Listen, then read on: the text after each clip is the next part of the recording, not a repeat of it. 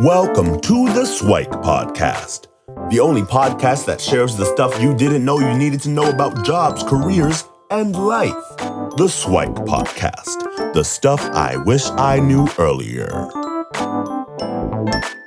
Hi, everyone, and welcome to the SWIKE Stuff I Wish I Knew Earlier podcast. We're here again with our lovely guest host, Nora, and we're going to dive back into HR and more on the recruiting process. So, for those that missed the episode on some of the resume stuff and some of the new hire recruiting, you can go back and listen to those. But today we thought we'd talk about interviews, right? And how to ace your interview, how to get through that process, because it can be a nerve-wracking process. And if you're at the stage, then congrats, because the resume process, I think, is the toughest part, where there's a lot of unknowns, a lot of improbabilities or probabilities in there, and you're kind of being thrown into a black hole. At least now you have a little bit more influence where you can kind of practice and prepare. Although some people don't, they think they should just wing it and stuff like that. But I love that you can chat a little bit about some of your interview experiences and maybe go into, well, the types of interviews that you've done and enjoy, and then maybe we'll get into some like myths and misconceptions. Yeah, I love it. Thanks for having me on the on your podcast and on the phone again today. Love that. I continue to come back, so I hope you invite me again. And for those who don't know me, I have a heavy background in talent acquisition. So I want to say about 6 years of experience in recruitment, full cycle recruitment, all different types of roles from entry level positions to C-suite positions. So I've seen enough interviews, and I've coached enough leaders and employees in interviews to be able to kind of see things that I've loved and thought that were really effective, and seen things that weren't as helpful and effective for a candidate. So definitely would like to share some of those. Maybe we can start off with what Luki had said is, if you've made it this far, good for you. And I agree. People don't understand, how many or what percentage of resumes actually get picked up. So, for an entry level role right out of school, let's say for an engineering role, an EIT role, a company will get upward of 1,000 plus resumes, right? And we might, pick not even for the phone screen, just to screen about 10% of those will make that first cut to be screened as a resume in more detail with the hiring management team. So that level or those odds, to me, tells me that like the networking aspect in the recruitment process, in the application process, it's extremely important. Sure. And B, consistency and applying is very important. But if you've made it this far, good for you. Like, you're on the right path.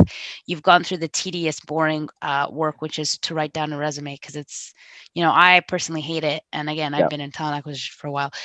One of the biggest things that some people say is wing your interview, right? Like, if you're over prepared, you're going to go and rehearse. And I actually don't think that's the case. I think that, again, I say it differs from person to person, and it differs from role to role. But some interviews, they say on average, it takes anybody between 10 to 15 hours to effectively prepare for your interview. So that includes, researching the organization and the people that you're going to be meeting with on LinkedIn. And we all know how to do that. It's a quick, Google search, reviewing your resume to make sure that you're comfortable with all of the content there and the job posting.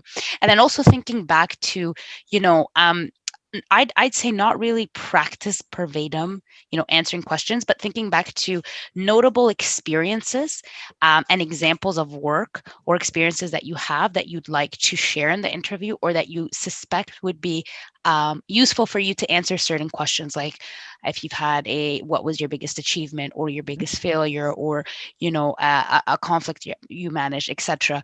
Another big thing that I know Luki probably is a big advocate for this, because he's told me about this before, is practicing answering the questions out loud, because it's different than just practicing it in your head. You get to reflect, whether that be with a family member.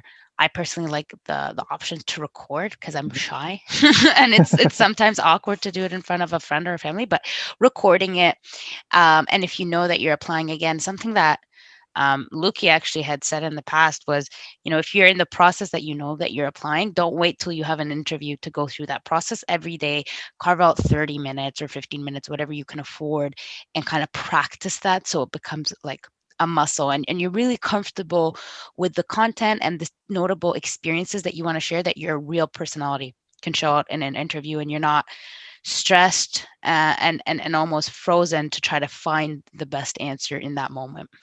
Yeah, I think there's a lot of great feedback and advice in what you said there, and a couple of things that I'd pick on is in terms of practice, right? And you talk about like winging it and to the point of like you don't want it to feel rehearsed.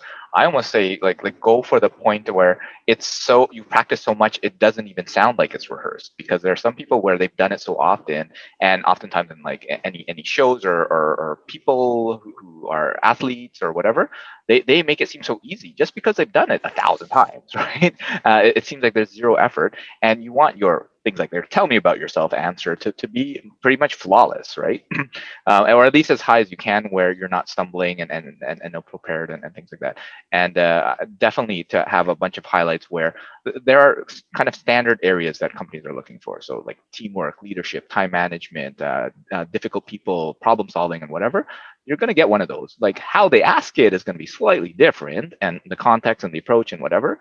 So you don't want to have it verbatim, but definitely you want to have a good toolkit of answers based on your experiences from your last work Yep. experience, an academic one, a personal project, or whatever it is that are in there. So definitely a lot of good things. And some people say or come to me and say, well, I practice by saying it in front of the mirror. I would say that's good, but it's not necessarily the best thing, because you don't get that feedback, because it's hard to watch yourself and give yourself feedback and Yeah. answer the question at the same time. Whereas what you said about a recording, well, you can pause and you can actually watch it the next day, so that the context is gone, and then you can actually really evaluate it based on what you said, not what you thought as you were trying to say something and trying to hear it back at the same time in front of a mirror or something like that, right? So I think that's great. What would you say are some of the myths and misconceptions as it relates to COVID, so as it relates to interviews? So one of it is obviously that you should wing it, right? That's probably one of the things that you shouldn't do. Yeah. There's probably a very small percentage of the population that can actually do that. What are some other things that you would or wouldn't do in regards to interviews? Sure. Sometimes people go in with the assumption that, they're just going to focus specifically on the resume line by not line, or when a recruiter or hiring leader asks them, tell me about yourself or walk me through your experience, that they are asking you. And I think that this might be a misconception, that they are asking you to really take them through your resume line by line. But most people, after like about 20 seconds of doing that, they've just lost the attention of both the recruiter and the hiring manager. And it's really hard to bring that back in, right? Like, Right. and there's a finite time for an interview. So all the recruiter's thinking of is like, we need to transition to the next question. So you're not in a really positive space, and that kind of usually happens right off the front. That's in most cases, that's usually one of the first questions that they ask. So I'd really say is, when you're preparing, what I like to do is I like to say, what is my story? Like, what's my elevator pitch? When somebody says, like, walk me through, your experience, assume they've already read your resume. You don't have to go through line by line, but maybe just say some of the notable things, and think about, in 15 seconds, like, how can I just pitch myself and give them just a high level overview of my experience? Like, I have X amount of HR experience. I specialize in A, B, C. Some of my skill sets are Z, Y, D, like whatever the case is, and leave it at that, not go kind of line by line. I find that happens more so with candidates that either don't interview often or are entry level. So that's a mistake or a misconception that happens pretty often, I'd say. Another one, and I don't know if it's a mistake or a misconception, but it's also the mindset when you go into interviews. So, Okay. and it's really unfortunate. Sometimes people go in, and this is pre-COVID, when you're actually in a room, sometimes people get really, really, really nervous. Okay, super nervous Sure. in an interview. And, it's kind of like public speaking, where the audience feels a lot of sympathy, but only in this scenario, our route is to get to know you. We just want to get to know you, right? So there's no need to feel nervous. So what I always used to tell the candidates that I'd coach while I was in recruitment, don't go in to an interview thinking that you have to wow them.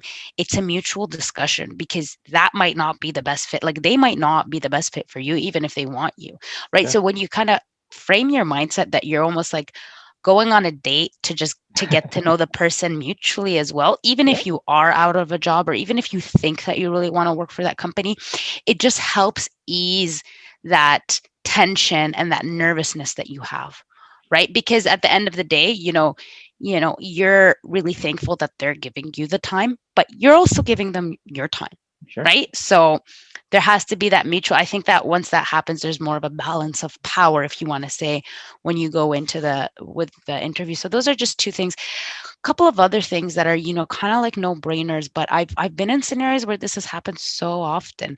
Coming in late, and Right. what I mean late is like also right on time. You want to come in a little bit earlier. Yep. If you are interviewing during COVID, do a tech check. Do a tech check, not the day of. Do the tech check the day Yeah. before, and make sure things are working well, and make sure you have a professional background, good lighting, and test that out. Again, attire and clothing. Like if you're not one to dress up, ask what the dress code is. Sure. Make sure, like, you also don't want to come into a company that's like very casual wearing a three-piece suit. Right. So just it could go either way, right? So just ask. So these are some of the things that I kind of find. One of the things that also always used to kind of upset me while I would interview, not upset me on a personal level, just it's disappointing because sometimes you have a really strong candidate, is when you don't research the company for Mhm. whatever reason, Mhm. and you might have researched the company but you haven't looked at their values. Don't ask about the values in the Right. interview, because you always want to go in with the knowledge of the organizational values, what the company does, and also thorough knowledge on what the job entails. Like if I find a candidate asking really basic questions in an interview about the fundamentals of a job, not details, but basic questions about the fundamentals of a job, it's a red flag for me. For So sure. don't think that, these are some of the things that, that's the best forum for, if you have these basic questions, that's where your recruiter comes in before, right? They can also act as that coach for you Mhm. before you enter into that door or get on that Zoom call with the hiring manager. Yeah, I think there's a lot of great points in that as well. Where I like how you mentioned that it's kind of a mutual thing where you got to assess the fit for yourself and the company as well. And I guess one of the pet peeves that you mentioned, a couple of yours, where for me it's at the end, if you ask, do you have any questions for us, and they say no, Yeah. right? And actually, I was chatting with someone. It's like, wait, I thought I was supposed to say no because I should know everything about the company, so I shouldn't have any questions. I was like, no, no, no, definitely not, because like, could you have possibly known everything off of the website and the job description? No, there's way more to the company than it's published online, right? So you should Yeah. be curious and interested about that. So definitely have those questions. Um, and beyond the basic ones of like, I can easily go to the website, go to the about section, find the values, you definitely need to do that minimal amount of homework. So try to have those more advanced questions.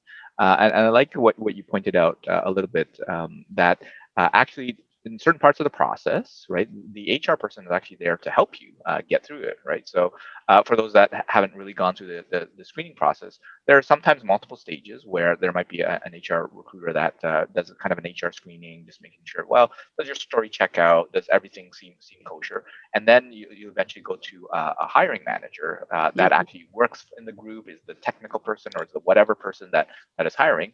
And at that point, actually, the recruiter is probably your best friend because they want you to get to the process. They want the hiring manager to say, "Wow, you gave me such amazing candidates Yeah. that Exactly. I can't even pick because they're so amazing." Because if they go back and say, "I didn't like any of the candidates," well, the recruiter didn't do a good job. So they want you to be successful. So to use that to your advantage and leverage that. Now, they might not share or be as open as you might hope, but generally that they're quite helpful in that process. So just something that people need to be aware of, that the HR person, the recruiter there is often there to help after a certain stage, right? Once you got their Exactly. blessing, then they're there to help. Uh, Exactly. tell us a little bit about what you've seen or experienced or heard, how interviews have changed during COVID. So obviously things are virtual. So you mentioned the tech check that are there, virtual backgrounds and stuff like that. Are there any other things that you recommend for folks to start doing or really emphasize while we're still in lockdown, and hopefully we'll get out of it soon enough? But I would imagine that these types of interviews are probably going to be more the norm as well anyways.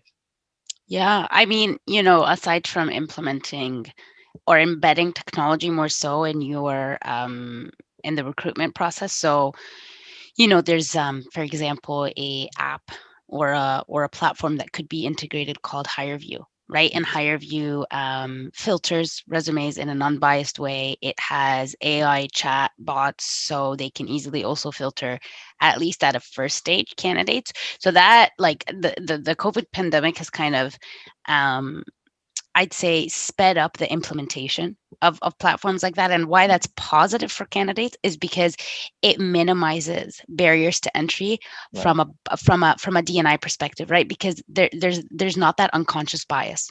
Right, humans will always have unconscious bias to a Sure. degree, right? You Yeah. can you can always make it better. So I think that's a win for everybody. I'd also say one of the things that probably has worked for people's benefit is there's a lot less nervousness meeting somebody for the first time Hmm. on video than physically in a room. Sure. There's a lot less nervousness than, just turning on your camera, than having to find parking, figure out where this location is. Like, Yeah. I used to go, a day in advance or a couple of days in advance to figure that out, just to get that anxiety out, because, Right.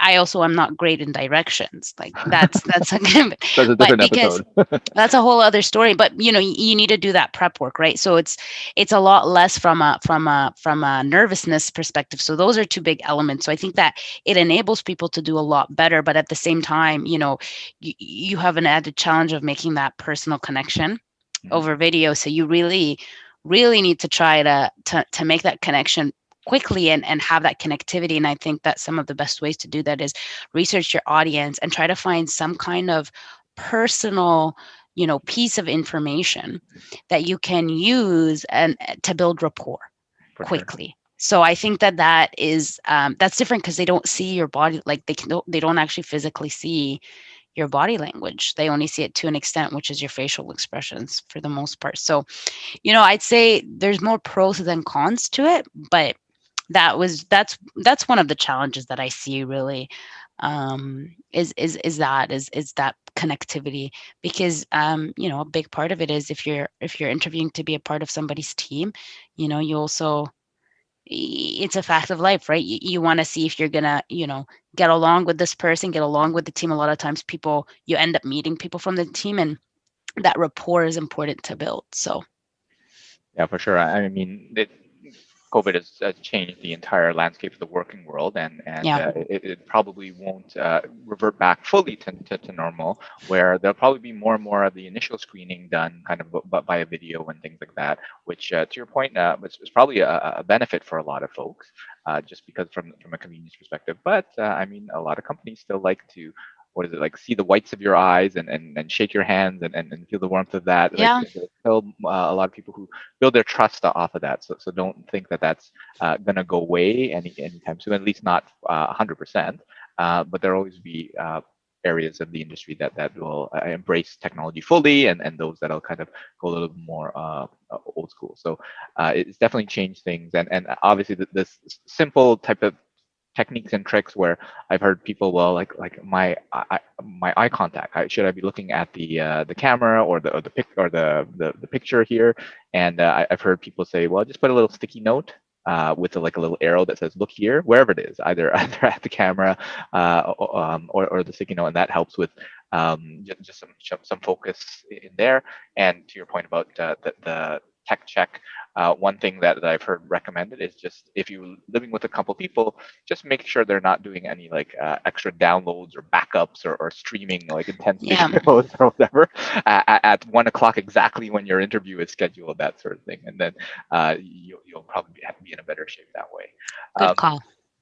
what are some of the pet peeves that you have experienced in interviews? So you mentioned a couple of them before, where, well, for me, it was like no questions. Being late or being on time, which means you're late. Are there others that are kind of most annoying for you? Yeah. You know, there are some pet peeves, of course. I'd say people, and it's not so much as a pet peeve as it's something that hurts people in the interview process when we're trying to ask you something and we probe. We've asked you a question and we're probing because you didn't give us enough Right. information, and we're giving you an opportunity to kind of give us that information.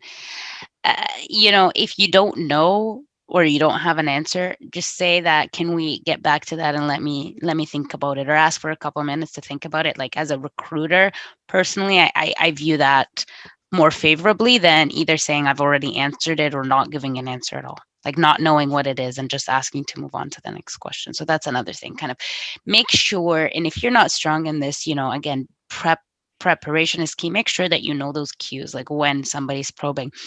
Another key thing in an interview is when a candidate answers something and it says, we would do this or we would do that. That's really telling that that person hasn't actually executed or done that something themselves. Sure. When you use I, done that, I would do XYZ, that is more reassuring that you've actually done that. So if you're in a scenario in an interview, and transparency is key to me, if you're in a scenario where you actually haven't personally executed or done something, you can say that, I've seen this in my team, or what I would have done in that scenario given my knowledge is that. Because interviewers, recruiters, they're trained, like they're gonna know if Mhm. that's something that you've done, like we've done, like you and who, do you know Yeah. what I'm saying? And that's kind of one of the giving things. So again, it's like not a pet peeve, but it's just something that is, a little frustrating when you have a candidate that you would like to see them succeed. Some pet peeves, and again, these are all really petty, is body language in an interview. You're This company is giving you their time, so Mhm. be respectful of that. Sometimes people come in with a very arrogant attitude, or just impatient and just want to get their questions answered. That's a pet peeve for me, because if you're not fully invested or interested in the role, then don't accept, because Sure. you just burnt a bridge with that company, Sure. because that company might have the role that you actually want in about 6 to 8 months. Yeah. So be friends with your recruiters. Don't burn that bridge. So your attitude's huge. If you're physically in, don't wear heavy cologne or perfume. People sometimes do that, and Sure. Yeah. make sure that, like, if you want to wear something, ask if it's a fragrance free facility or not, because it's so distracting when you're just in a room with two other people, and it's sometimes hard, like, it's a first impression, so everything kind of counts at that point. Yeah. So those are just some pet peeves. Another pet peeve is, I know that I come prepared with a resume printout. Again, this is pre-COVID days, but I'd like for the candidate to bring me one, right? Mhm. One that's clean, not crumpled from their car. It just shows that they're prepared Right. a little bit more. So, these are just small things that kind of, when you're competing for a role, differentiate you a little bit more. So yeah, these are some pet peeves. Again, also with the salary discussion, Mm. it's every candidate's right to ask about salary and benefits, 100%. But sometimes when you're in an interview, it depends on whether or not the recruiter and the hiring leader are prepared to go into details of an offer, right? Sometimes Right. they have to review your resume a little bit further, have to look at all of the years of experience, conduct an equity analysis on their own team, so they can provide you with a range, right? Mhm. They can give you what the benefits are. But sometimes I've seen people really, really pushy about that, Right. right? And that's something that to me was always a pet peeve, because you're kind of like, it's information that we've given you, and we've given you a range, but we're not prepared to offer you an offer right now. So we're not actually going to give you a hard number. Sure. So those were kind of some of my pet peeves. That's a lot of great and useful information that hopefully folks will take the advice, or at least counter that and mitigate it, so they're not on the bad end of that. What are some other pieces of interview advice that you'd have? Maybe tips and tricks, some like favorite questions that you like to ask a candidate, or favorite questions that you'd like to be asked by a candidate that really show that they're interested or worthy. What are some of those things? Or do you have any interesting standout stories of good or bad candidates? Yeah. I mean, some of my top candidates have always come in with some kind of portfolio of work Mhm. or some kind of design or plan. And this is later on in the interview stage, that if they are hired specifically, this is kind of like their 30, 60, 90-day plan or a Sure. portfolio of their previous work if they're designers or engineers. So those are all of the things that really I'd say was a nice extra touch, because it shows that you're really committed and also gives us an additional piece of information to look at when making our decision, right? So it helps us. So that's always really good. One of the questions that I really like to ask, or I guess the questions or what I would like to get from an interview right off the bat is, I want to understand, if you are hired, what value do you bring to the team? Right, like Sure. right off the bat. And that could be your technical experience, but that more so could be, your soft skills, or do you have a unique personal experience that helps you bring in value right off the bat?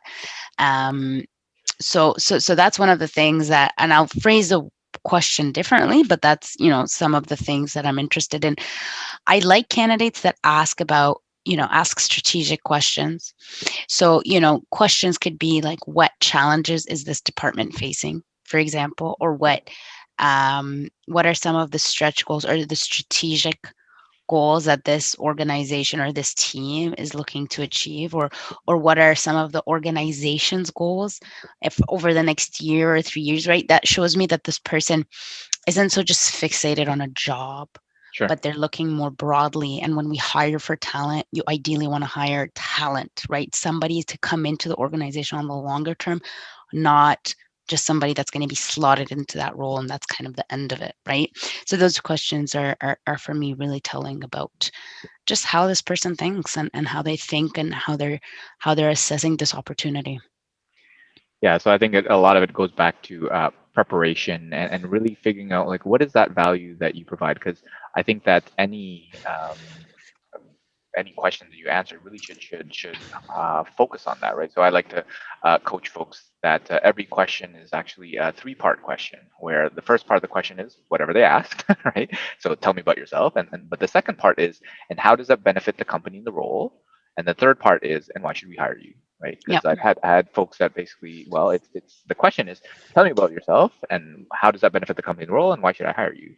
Because I've had folks that basically talk about like long walks on the beach, and I play sports and whatever. Well, that doesn't really relate to the role unless the place is a travel agency where they like or require you to walk on the beach and play sports or whatever like that. And then the third part of the question, why should we hire you? A lot of folks will say, well, I thought they were going to ask me that question later. Well, how do you know? Because there's no universal standard of questions to be provided. So Exactly. each one should ideally stand on its own. So um, I think all that, and then back to your preparation of different sort of questions, more long-term thinking, and like things like portfolios and plans, I think are great touches. What I've seen more folks doing from a Zoom perspective is to actually prepare like a mini slideshow, right? To say it's tell me about yourself, and then they'll be like, oh, actually, I have something to share. Would you mind if I shared my screen? And be like, oh, okay, that's different because how many people actually do it? And it really doesn't take that much effort. Where like it's 3 or 5 slides and maybe a few icons here, there, a couple of words, and that probably helps guide your discussion of tell me about yourself, and it really helps to stand out with minimal effort. So I think it's those small little touches where you really thought about the company, you really thought about the person, and the value you can provide that really showcases your talents. So what are some other advice that you'd have for folks as we start to close things off on how to ace the interview, and other tips and tricks, or maybe a story that you want to share about the interviewing process? Yeah, maybe not a specific story, but I'll just say, just general tips just to kind of summarize. And I always tell this to people in my personal life. Um, be persistent with your application, because like Mhm. I said, like 10 to 20%, if even, applications are picked up to look at, thoroughly, at least for the organizations that I was working at. So, if it takes you 100 applications to get to where you want to be, so be it. Mhm. And if you haven't interviewed in the past and you're starting to interview, you might be a little rusty at the beginning. Mhm. So just take every experience as a learning opportunity. And like I said, preparation and everything I think is key, especially the interview. You have an opportunity. Right. And I always think if you do your best and you go in, but you don't get it, then it just wasn't meant to be. But if you wing it, then maybe the outcome would have been different if you had prepared. So just For kind of sure. keep that in mind when you are being booked for interviews. And Yeah. also try not to do the same thing over again. If you find that one style of prep isn't working for you, or one format of your resume isn't working for you, try different things. Yeah. And definitely all great points. So one thing that I would add is to after each interview is to reflect, right? And Yeah. basically take some time and write down every question that you remember and whatever you remember answering, and then maybe give yourself a score. Like, oh, well, I thought that was a 6 out of 10, it was an 8 out of 10, or whatever. And ask yourself, well, what did I do well? So that you make sure you do it again in the next interview. And then what could I have done better? So, oh, I missed this part, or I should have more emphasized that. And then make sure you do that in the next interview, so that even though the first interview might not have been great, the next one will be a little bit better, the next one will be a little bit better, and a little bit better, and then you'll eventually get that offer that you want so much. So, well, thanks so much, Nora, for sharing some of your insights and wisdoms and experience from an interviewing or an interviewer side. And yeah, any other parting words before we hopefully have you on another episode? Best of luck to all that to everybody out there who's trying to interview and apply. Thanks, Nora. Take care. Thanks, Luki. Thanks for joining us on the SWIKE Stuff I Wish I Knew Earlier, the podcast. If you like the podcast, please subscribe on iTunes, Stitcher, or wherever you found this podcast. And if you can give us a review, that would be very appreciated. Feel free to contact me on LinkedIn at Lukidanu, Lukidanu, and the same on most social media platforms. And I look forward to hearing from you. Thanks. Bye.